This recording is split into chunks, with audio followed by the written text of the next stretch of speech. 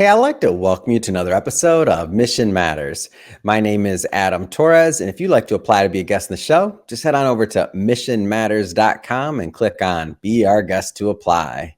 All right, so today is a special episode, maybe even, I don't know, Brad, a commemorative episode. I don't know. We're celebrating the launch of our very first audiobook as a company. This has been a long time coming. It's our best of series. So think of it, if we were musicians, this would be, I don't know, greatest hits, but we're not. So it's our best of series. For all of the books, we published over 400 authors, and we curated some of the top authors in that collection, and we put them all together. And they were game enough to want to read their chapters and participate in the creative and construction process. So that's what we're here celebrating today. So I brought one of the authors back onto the show. Brad's been a guest multiple times. So Brad Weber, for those that you do not know him, he's president and CEO over at InspiringApps. Brad, I know that's the longest intro you've ever. I'm not usually that long, but hey, welcome back, man. It's good to see your face. Thanks, Adam. It's great to be back. So Brad, we're going to get into, of course, your content in the book, the audio book. I'm curious to hear how the recording process was for you, because that's always interesting. But before we do all that, you and our guests and our audience all know we start this episode with what we call our Mission Matters Minute. So Brad, at Mission Matters, our aim is to amplify stories and to get them out there for business owners, entrepreneurs, and executives. So that's what we do. Brad, what mission matters to you? I'm passionate about helping brands connect with their customers by designing and building digital products those customers love. Yeah. Love it. Well, great to have you back on. And just to jump right in here, celebrating recording the audiobook. I know one of the engineers that worked on the book, he's actually doing the controls in the background, so it's okay. Jai, close your ears. Brad, what was it like recording your audio, your portion of the audiobook? It was fantastic. And actually, I'll go back to your opener, inviting others who want to be a guest on your show to endorse you and say that, Adam, you and your team have been totally professional and great to work with through the book and the audiobook process. So I can't say enough good things. It was really nice to connect with some other authors along the way as well. Yeah. But it was great. And honestly, the audiobook was easier to record, produce than I expected. Yeah. Isn't it fun to finally hear it and the end product, and then you get to hear all the voices? The first time I listened to it, and for everybody that's watching this, just so you know, so the audio book is it's made up of about 15 different chapters, and each one has the author is reading their own story. So think about it as every chapter you listen to, you get to hear from the author, with the exception of one that I recorded for them. But other than that, all of the authors read their story. So to me, it's kind of like this surreal experience, because of course I've interviewed you and I've talked to all of the authors before, but it's almost like a collection of friends, because I know everybody and I've obviously worked with everybody. What was it like for you, going through and hearing all of the different stories and hearing it from their voice? Yeah, it was nice. For that same reason, I have not had the pleasure of speaking with everyone that I co-authored with. So it was fun to hear their passion in telling their stories as well. Yeah. It's different. To me, it was different. I was just as a work and a creative work, it was normally one person reads the whole book or this or that, or maybe even sections, but to see each one be something different and to hear their passion for what they, what their particular story was, I thought it's unique, a unique work in the marketplace. And I hope that, that many people go out and grab it, because I think it's worth listening to. That's why we made it. So let's, I want to maybe take a couple steps back for maybe some of our new listeners here, Brad, that maybe haven't caught some of our previous work together. So maybe just talk a little bit more about InspiringApps, what you do, and kind of how you got started there, just to set the tone before we get into some of the content that you submitted. Sure. Yeah. By way of background, InspiringApps creates digital products for companies. We develop custom digital products for enterprises and funded startups across a really wide variety of industries. Lately, that has been a heavy emphasis in financial services and medical, but lots of innovation happening really across the market. It's been really fun for us to work on. You talk about starting it. So I had my start after my master's program at a large consulting firm, one of the global, what they called the big six at the time. I don't know how many Yeah. are left now. And while I learned things for sure, I realized most importantly that was not the environment for me to thrive in. And Mm. I ventured out on my own after a few years in that environment and had a number of experiences starting my own thing, developing software kind of for small businesses. While I tried to build up a client base, not having quite enough clients, taking Mm-hmm. a job for a little while, going back to trying to build my own business. The entrepreneurial journey, you Yeah, gotta love exactly. it. A series of those until I found something that worked, and did so independently for about a dozen years before I Mm. founded Inspiring Apps. And now we're in our 17th year Wow. and have built an all US based team Yeah. that designs, develops, tests a wide variety of products, as I mentioned. Mm. What I'd love to get work in a pay it forward question when I can, and I think I got my opening here, Brad. What kept you like strong during those times when it's going up and down? Like what kept you moving forward? Oh my goodness. It was easier in some respects when I was on my own.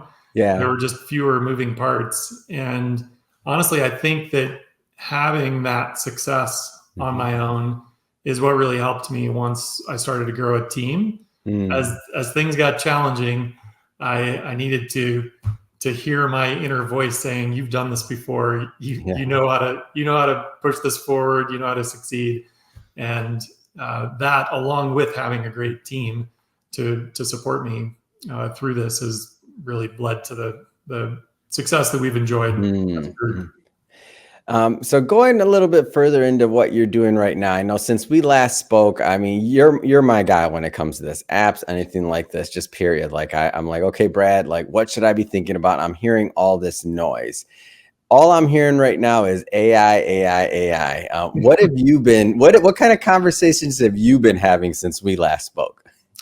It is part of almost every project Yeah. conversation that we're having now, for sure. Hmm. And having done this for as long as I have, it reminds me of some other trends that I'm sure your viewers will be familiar with. But there was a time in my business past where everybody needed a website, Hmm. and that was the craze. And then when the Hold iPhone, on, you got to pause there for a second. Like that's for some of our younger audience, they're gonna be like, "That was the craze you needed." We got to at least laugh at this. And yes, I was around for that craze too, or a .com. Anything that had .com on it was gonna be an amazing investment. yeah, exactly.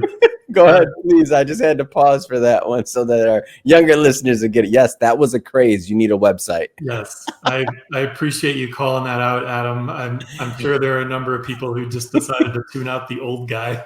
Oh no, I was there too. They better not tune out. Go. But after that, it was 2007 when the iPhone was introduced. Mm.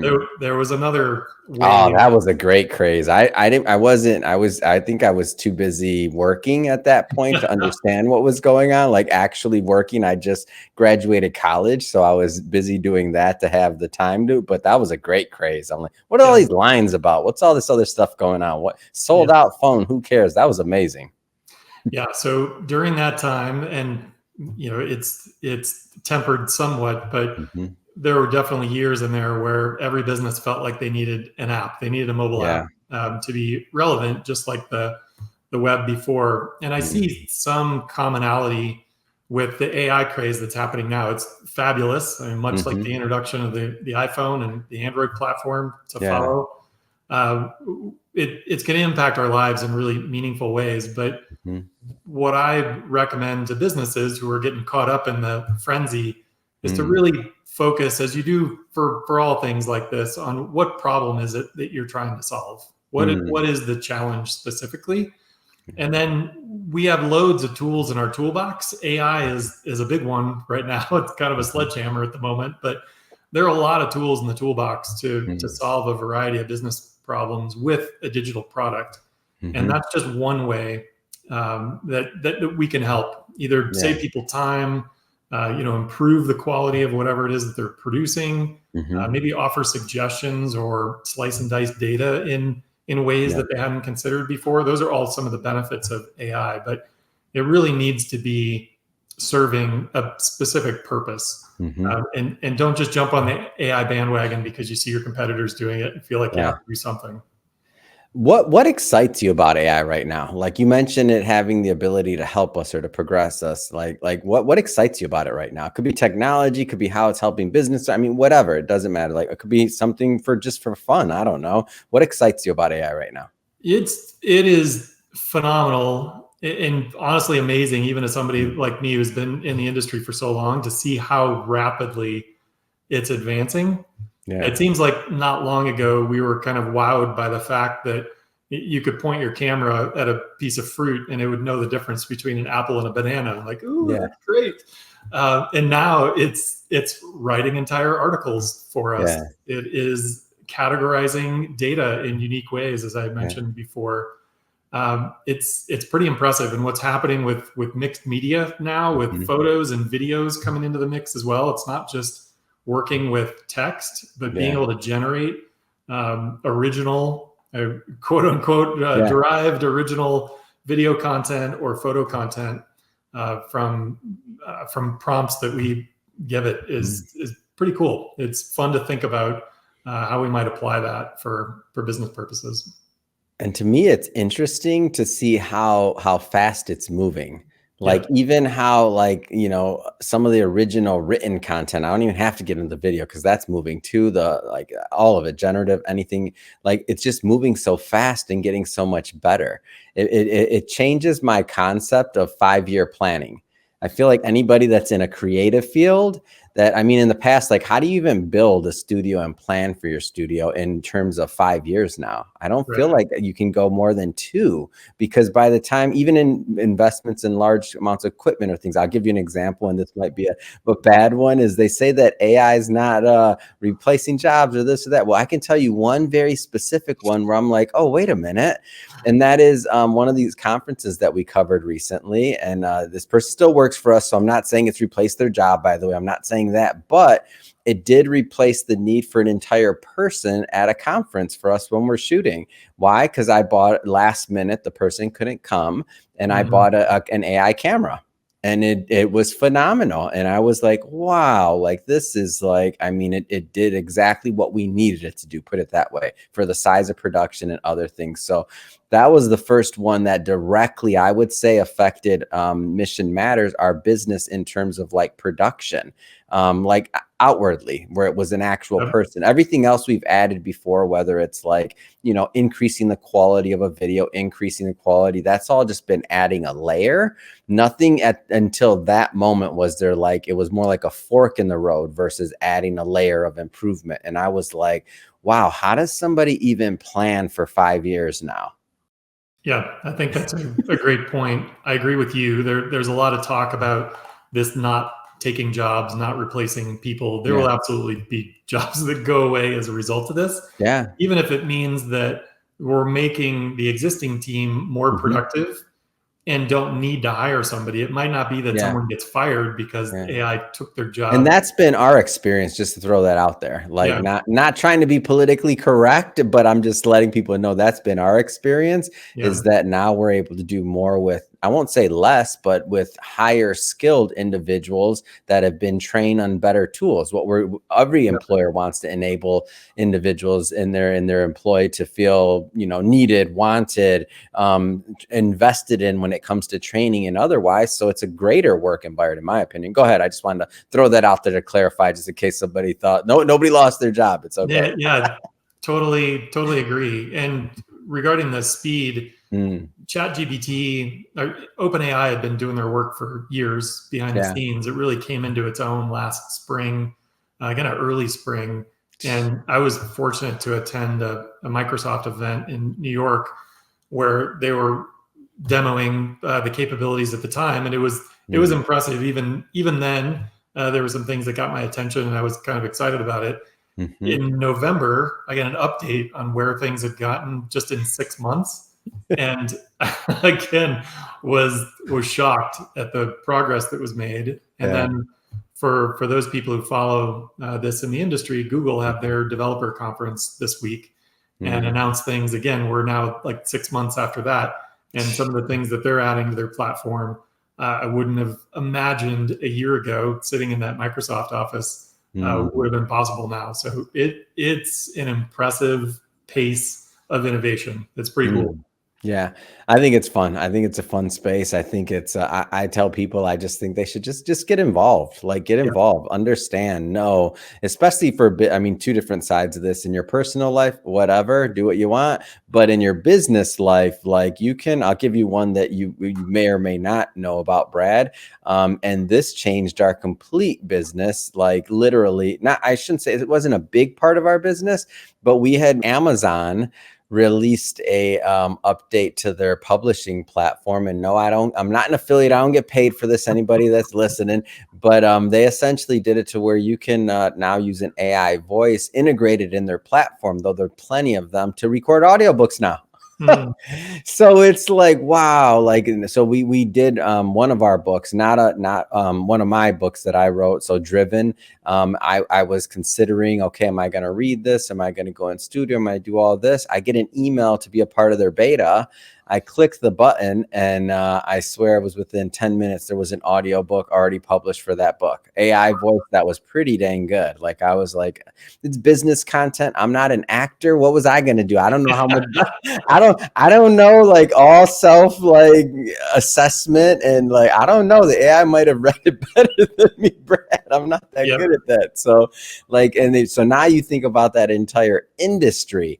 If you were a voiceover actor, if you were like, at least for audiobooks, I'm talking about specifically for audiobooks, like that, a studio, like anything else, if you were doing 20 audiobooks, 50 audiobooks a year in your studio, people were coming in, recording, whatever. Now, who knows? Maybe that's a quarter of that or whatever the amount is. But some people are definitely going to choose the alternative, to just, click a button and be done with it in 5 minutes versus going in studio and doing the other side of it. So I'm just amazed at how quickly everything is shifting. And I can't believe it's already only been a year with this whole Chat GPT thing. I feel like it's been in my life for a decade.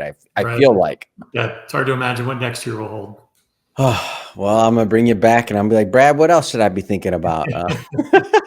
I wanna jump around a bit here. I want to go a little bit further into the book. Everybody, I definitely want you to pick up a copy for sure. The audiobook is live and out there, so you can hear Brad actually reading his chapter and reading his work. But the title of your section was Meet Business Challenges and Build an Inspiring Business. And you go through things on your journey and kind of lay those out for people. I think it's a great entrepreneurial story. And I think you also, what I like about it too, is you don't sugarcoat it. Like it's not all fun and games, right? Why did you choose this topic? Like a lot of different things you could have written about, a lot of different angles. Like, why did you choose to present this? Yeah, I think your last comment about it not all being a bed of roses, so to speak, it was important to me. I learn from the mistakes and trials of others. Sometimes it's easier to hear those lessons and apply them and avoid those problems in your own life than it is to hear someone's perfect path and think about how you're gonna stick to that, because it's not going to happen. There are going to be challenges. There are going to be things that throw you off your journey, your intended route, and I think it's valuable for me to hear how other people have dealt with adversity. And so I wanted to share some of what I walked through in my process, and hopefully that'll benefit someone else in a similar way. Yeah. So a lot of different things you wrote about. So growing a company fraught with risk, cultivating a winning culture requires an employee-based team. A flat organizational structure will only take you so far. So a lot of different nuggets you gave in your journey. The one that I want to talk about today, and the one that I want to pick out though, is create cool stuff for clients or build a real business. Talk to me about that, Brad. Yeah, so this evolves a little bit if we go back to the story of my journey that I shared, where I was working independently, and what I enjoyed was making cool stuff, and it was fun to demo, not only for the client that I was working with at the time, but share it with friends and others that helped generate more business. And as I founded Inspiring Apps, I carried those habits and kind of those practices along with me in the new business. And as I was trying to grow a team, that worked for a while, but it wasn't a sustainable business strategy. Yeah. And so the message in that section that you're referring to is that there really are valuable business lessons to be taken, not just from other technology companies, but across industry, where it is extremely valuable to have a leadership team, for instance, to support me and for them to focus on parts of the business that are blind spots for me or not necessarily my strengths. And this touches a bit on another section that you had talked about growing the organization, but having team leads to be a point person for our technology teams, our developers specifically, who are really thinking about best practices in their area of focus. Those are things that are critical to building something that's sustainable longer term. We still build cool things. That's just not the business strategy.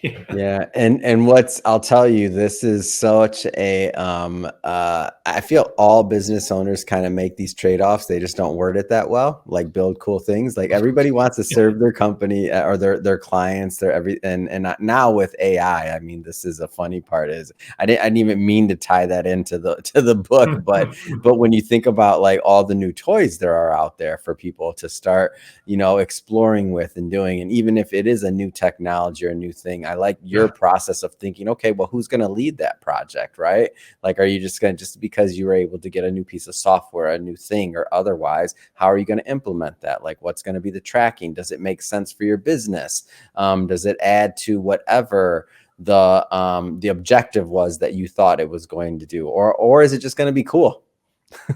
I'll use and should it be? I'll use one example that we come across pretty often. Speaking of AI, it's like, oh, now everybody can spend $30 and make 1 million pieces of content constantly and put it out there with the click of a button. Obviously, I'm exaggerating, but not quite. So now for a business to think about, okay, like, does that actually solve your branding presence or your presence in the marketplace, assuming that's what you're going after, or does that actually help your reach, or are you actually taking away from your brand by putting out a bunch of things that weren't really well thought out?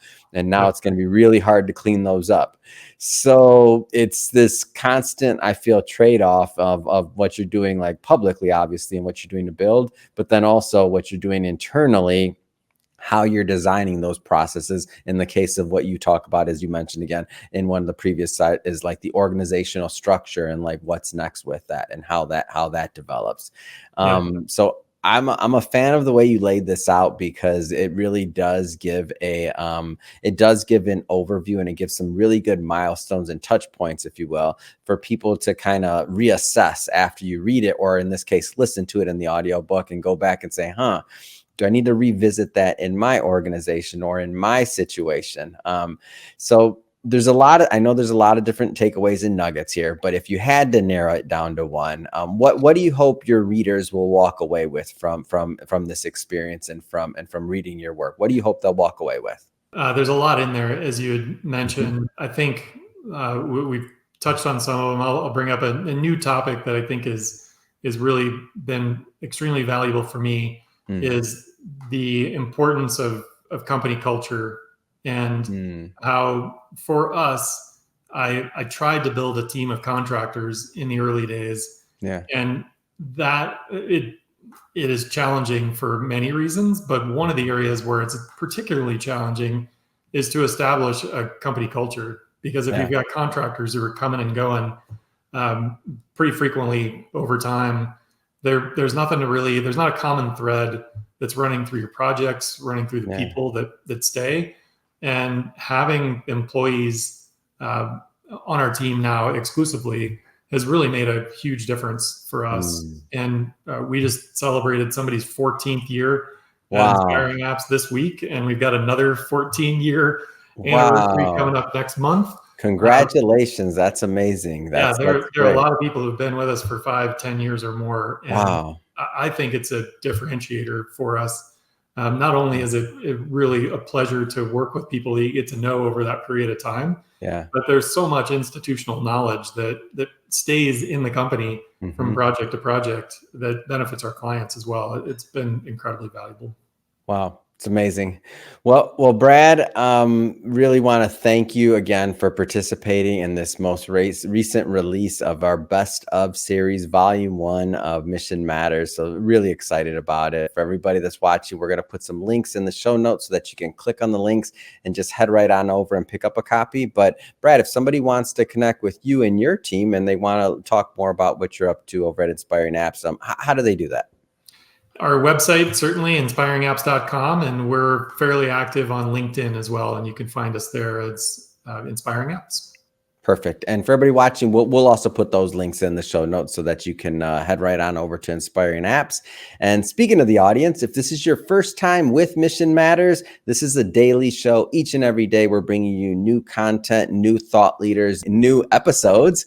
If that's something that you're interested in, hit that subscribe button. We welcome you to so you don't miss any of the upcoming thought leaders and experts. And Brad, thank you again so much for coming on. My pleasure. Thanks, Adam.